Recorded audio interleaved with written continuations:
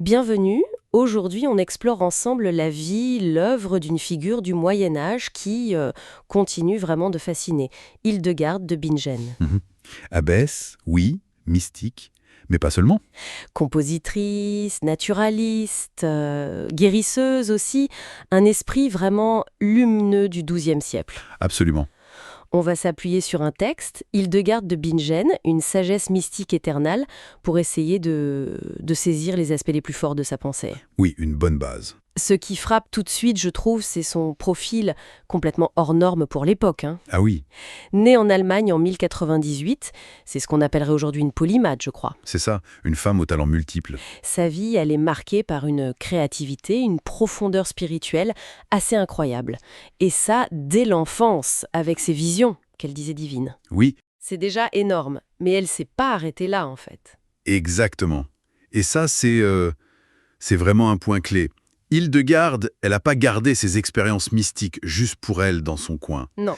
Elle les a, traduites en théologie, en traités sur la nature, la médecine, même en art visuel, et bien sûr cette musique si particulière. Hmm, Et en plus, elle dialoguait. Elle écrivait aux plus grands papes, empereurs. Ça montre quand même une sacrée autorité. c'est clair. Une force incroyable pour partager tout ça. Bon, alors, si on plongeait un peu dans ses idées principales. Allons-y. Il y a ce concept qui revient tout le temps, la viriditas. On traduit par verdoyance, mais c'est un peu court, non? Ah oui, c'est bien plus riche que ça. La viriditas pour Hildegarde, c'est la force vitale divine, l'énergie créatrice qui est partout, dans toute la création. Elle liait notre santé, physique et spirituelle, à notre connexion à cette humidité verte.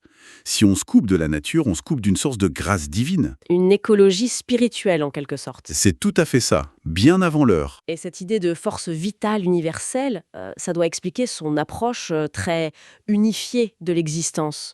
J'ai lu qu'elle insistait beaucoup sur le lien corps-âme-esprit. Tout à fait. Pour elle, c'est inséparable. Les trois dimensions sont liées. Et donc, prendre soin de son corps, Oui, par l'alimentation, par les plantes médicinales qu'elle connaissait très bien, c'était pas juste pour être en forme, quoi. c'était plus. C'était un acte spirituel. Une façon de respecter le corps comme temple de l'âme et de faire circuler cette viriditas. Ah oui, d'accord. On parle d'approche holistique aujourd'hui, mais elle incarnait ça il y a 9 siècles. Et c'était ancré dans sa vision du sacré. C'est fou comme tout se tient dans sa pensée, en fait. Cette viriditas, j'imagine qu'elle irrigue aussi sa vision du cosmos. Exactement. Pour elle, l'univers entier, c'est comme une symphonie divine, une harmonie cosmique, où tout est lié, tout a sa place, sa vibration. Une symphonie. Et sa musique, d'ailleurs, elle est remarquable. Pas seulement belle, mais ses mélodies, elles ont une amplitude, une tessiture assez unique pour l'époque. Ah oui. Oui, certains pensent que c'était sa façon de traduire l'ampleur de ses visions, de faire vibrer l'âme avec cette harmonie du ciel, en quelque sorte. Une harmonie qu'elle ne faisait pas que contempler, si je comprends bien. Vous parliez de son dialogue avec les puissants. Elle avait un sacré courage politique aussi. Remarquable, oui.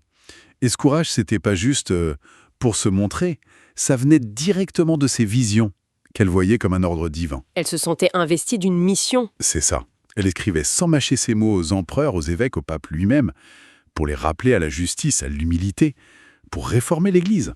Une femme, au XIIe siècle. Elle affirmait une autorité spirituelle qui dépassait les hiérarchies de l'époque, le genre.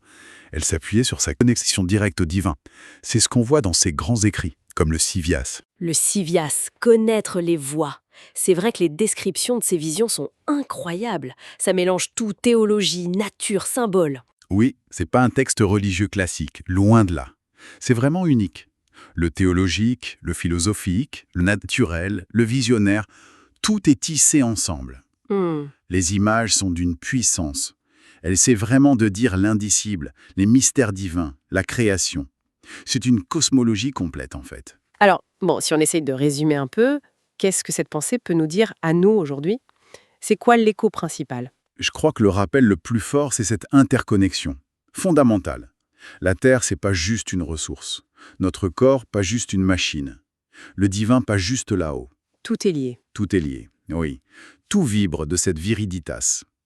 Et donc, la créativité, la spiritualité, prendre soin de soi, prendre soin du monde, ce ne sont pas des domaines séparés. C'est un tout. C'est différentes facettes d'une même quête de plénitude. Donc le message clé, ce serait une invitation à chercher l'harmonie. Harmonie avec la nature, en nous. Nourrir notre âme par la beauté, la musique, et oser dire notre vérité. Tout à fait. Trouver sa propre lumière, comme elle disait. Et peut-être pour ouvrir un peu, on pourrait se demander comment cette idée de viriditas, cette force verte à la fois créatrice et guérissante, Oui, comment elle pourrait nous inspirer concrètement. Aujourd'hui, dans notre monde si souvent fragmenté, comment retrouver une approche plus intégrée pour la santé, la créativité, notre rapport à l'environnement, en puisant là-dedans? c'est une belle question. Hildegarde de Bingen, elle voyait la lumière divine partout. Sa voix nous dit peut-être, à travers les siècles, « Tu es une étincelle du divin, alors brille ».